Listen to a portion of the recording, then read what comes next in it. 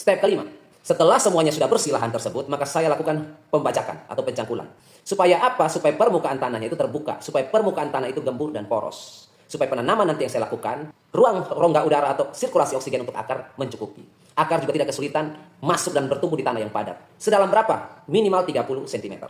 Ya, 30 cm. Karena perakaran jagung saya tahu 30 cm.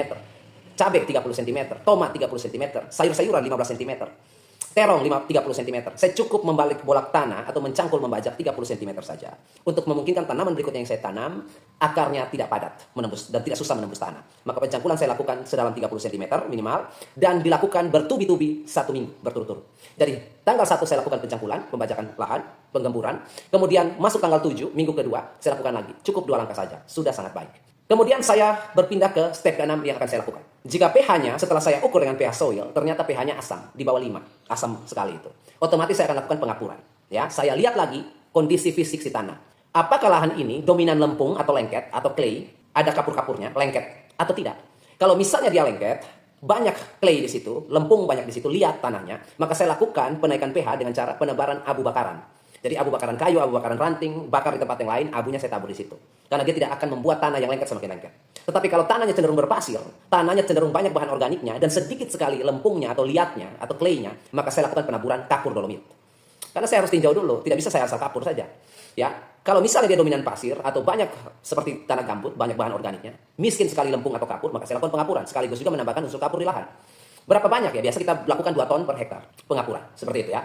Kalau misalnya kasusnya setelah dicek dengan pH soil, kebalikannya tanahnya alkali, di atas 7 pH-nya. Berbahaya juga kalau tanah basah itu. Ya. Maka apa yang saya lakukan? Pengomposan saya lakukan di lahan itu. Jadi semua bahan organik sebanyak itu dapat dari mana, Pak? Ke pasar tradisional. Bapak Ibu ke pasar tradisional, di situ ada tempat sampah pasar penuh dengan sayuran busuk, buah busuk, segala macam bahan organik.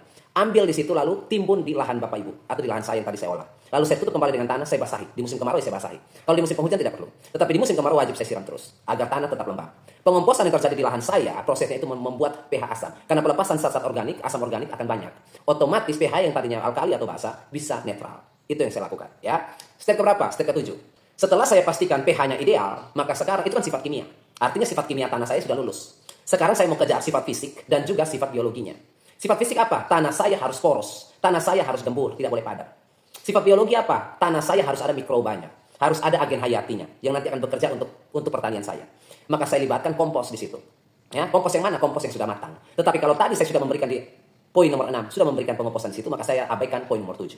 Tetapi kalau yang saya lakukan adalah pengapuran, karena pH-nya asam, maka yang saya lakukan di poin nomor 7 adalah pemberian kompos. Durasinya berapa setelah pengapuran? Durasinya 1 bulan. Setelah saya tabur kapur dolomit 1 bulan, baru kompos masuk.